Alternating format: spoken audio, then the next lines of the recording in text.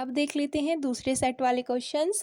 देखिए first question क्या है इसमें, मस्तिष्क उत्तरदायी होता है, यानी कि मस्तिष्क जो है वो किसके लिए उत्तरदायी होता है, सोचने के लिए, हृदय स्पंदन के लिए, शरीर का संतुलन बनाने के लिए या उपयुक्त सभी। तो इसका जो राइट आंसर है वो है उपयुक्त सभी। नेक्स्ट देखते हैं, निम्नलिखित में से कौन सा पादप हार्मोन है। पादप हार्मोन यानी कि जो प्लांट्स में पाए जाने वाला हार्मोन है उसका नाम बताना है हमें। एस्ट्रोजन, इंसुलिन, थायराइड, ये सभी जो है ये जंतुओं में पाए जाने वाले यानी कि मानव शरीर में पाए जाने वाले हार्मोन्स है। इसमें केवल एक ही साइटोकाइनिन जो है वो पादप हार्मोन है। नेक्स्ट देखते हैं, अलैंगिक जनन मुकुलन द्वारा होता है, यानी कि अलैंगिक जनन किसमें होता है।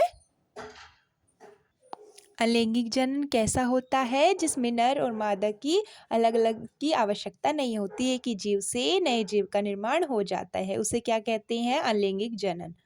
इसका जो राइट आंसर है वो है ईस्ट में। नेक्स्ट देखते हैं, निम्नलिखित में से कौन सा पर्यावरण मैत्री अनुकूलन व्यवहार कहलाते हैं, कौन सा कहलाते हैं देखते हैं। बाजार जाते समय खरीदे गए सामान को रखने के लिए कपड़े का थैला ले जाना या अनावश्यक ऊर्जा खर्च बनाने के लिए लाइटों तथा पंखों का स्विच बंद करना या वाहन के बजाय विद्यालय का पैदल जाना। तो इसका जो राइट आंसर है वो है सभी, उपयुक्त सभी। अब देखते हैं थर्ड सेट में क्वेश्चंस जो है, देखती है, मनुष्य में वृक्क एक तंत्र का भाग है जो संबंधित है, किससे संबंधित है, वृक्क। सबसे पहले आपको पता होना चाहिए वृक्क किसे कहते हैं, किडनी को। अगर आपने हमारे प्रीवियस जो क्वेश्चंस जो हमने कराए थे चैनल पर, लॉन्ग क्वेश्चंस, अगर आपने वो सभी देखे होंगे तो आप जो आंसर है इनका इजीली दे पाएंगे, क्योंकि उन्हीं से रिलेट करते हुए सभी आंसर है। तो वृक्क यानी कि किडनी, और एक भाग होता है वृक्क का, कौन सा भाग होता है, जो जिससे संबंधित है पोषण, श्वसन, उत्सर्जन या परिवहन। तो इसका जो राइट आंसर है वो है उत्सर्जन। नेक्स्ट क्वेश्चन देखते हैं, स्वपोषी पोषण के लिए आवश्यक है। स्वपोषी पोषण किसमें होता है, ये होता है प्लांट्स में, यानी कि पादपों में, जिन्हें क्या कहते हैं, उत्पादक भी कहते हैं। जिसमें किस किस की आवश्यकता होती है पोषण करने के लिए, कार्बन डाइऑक्साइड, जल, क्लोरोफिल, सूर्य के प्रकाश। तो इसका जो राइट आंसर है वो है डी, उपयुक्त सभी। नेक्स्ट देखते हैं, निम्न में से एक पादप हार्मोन है। देखिए ये रिपीटेड क्वेश्चन है, अभी हमने पिछले सेट में देखा, इसका जो आंसर है वो है साइटोकाइनिन।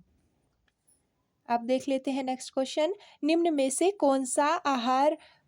कौन आहार श्रृंखला का निर्माण करते हैं, कौन करते हैं, जिसका आंसर है वो है घास, बकरी और मानव आहार श्रृंखला का निर्माण करते हैं। देखिए और तो आप सभी देख ही सकते हैं। अब देखते हैं नेक्स्ट। अब देखिए ये देखते हैं, मनुष्य में वृक्क एक तंत्र का भाग है जो संबंधित है। अभी देखिए फिर से रिपीट हो गया है ये क्वेश्चन उत्सर्जन के लिए। नेक्स्ट देख लेते हैं, निम्नलिखित में से कौन सा पादप हार्मोन है, तो इसका आंसर साइटोकाइनिन। तो देखिए आप देख ही सकते हैं कितने ज़्यादा रिपीटेड क्वेश्चन होते हैं, अभी के सेट में 2 बार ही क्वेश्चन रिपीट हो गया है। थर्ड देखते हैं, निम्न में कौन सा मानव में मादा जनन तंत्र का भाग नहीं है, कौन सा मानव में मादा जनन का भाग नहीं है। तो अंडाशय, गर्भाशय, डिंबवाहिनी ये सभी है, इसमें शुक्रवाहिनिकाएं नहीं है, जो किसमें है, नर जनन तंत्र का भाग है। देखते हैं फोर्थ, विकासीय दृष्टिकोण से हमारी किससे अधिक समानता है, किससे अधिक समानता है, इसका जो राइट ऑप्शन है वो है चिंपैंजी से। अब देख लेते हैं दूसरे सेट को। अब देखते हैं, इसका जो फर्स्ट क्वेश्चन है, जीवाश्म ऊर्जा का स्रोत है, इसका जो राइट आंसर है वो है कोयला। नेक्स्ट देखते हैं, विकास के दृष्टिकोण से मानव से संबंधित निकटवर्ती है, ये अभी रिपीट क्वेश्चन है, इसका आंसर चिंपैंजी है। पुरुष में लिंग गुणसूत्र होता है, लिंग गुणसूत्र कैसा होता है, इसमें होता है XY, और मादा में, स्त्री में कैसा होता है, XX। पित्त रस का स्राव होता है, किससे होता है पित्त रस का स्राव, इसका राइट आंसर है यकृत यानी कि लीवर। अब देखते हैं दूसरे सेट के क्वेश्चन। देखिए फर्स्ट क्वेश्चन क्या है, डीएनए पाया जाता है, किस में पाया जाता है, कोशिका द्रव्य में, केंद्रिका में, केंद्रक द्रव्य में, केंद्रक में। तो जिसका राइट ऑप्शन है वो है केंद्रक द्रव्य में। केंद्रक के अंदर केंद्रक द्रव्य पाया जाता है, उसके अंदर ही डीएनए धागेनुमा संरचना पाई जाती है। अब देख लेते हैं नेक्स्ट क्वेश्चन, निम्नलिखित में से कौन टेस्टोस्टेरोन हार्मोन का कार्य नहीं है। देखिए नहीं से आपको ध्यान रखना होगा। नेक्स्ट क्वेश्चन देखते हैं, निम्नलिखित में से कौन सा टेस्टोस्टेरोन हार्मोन का कार्य नहीं है। नहीं से ध्यान रखिएगा। लड़कों में यौवनावस्था में लक्षणों का नियंत्रण करना, ये तो है। शुक्राणुओं के उत्पादन का नियंत्रण करना, ये भी है। हड्डियों और पेशियों का विकास करना, तो यही इसका राइट ऑप्शन होगा। नेक्स्ट देखते हैं, पादपों में जाइलम उत्तरदायी है। देखिए फिर से रिपीट क्वेश्चन हो गया है, जाइलम से जल, ध्यान रखिएगा, जाइलम से जल का वहन करना, और अगर फ्लोएम आया तो भोजन का वहन होता है। देखते हैं नेक्स्ट, डार्विन के अनुसार नई प्रजाति उत्पत्ति होती है, यानी कि किसके अनुसार नई प्रजाति की उत्पत्ति होती है, तो उत्परिवर्तन के कारण नई प्रजाति की उत्पत्ति होती है। देखते हैं नेक्स्ट सेट को। ये देखिए क्वेश्चन है, फर्स्ट प्रचलित रूप से ऊर्जा ग्रह कहलाता है, कौन कहलाता है, माइटोकॉन्ड्रिया ऊर्जा ग्रह कहलाता है।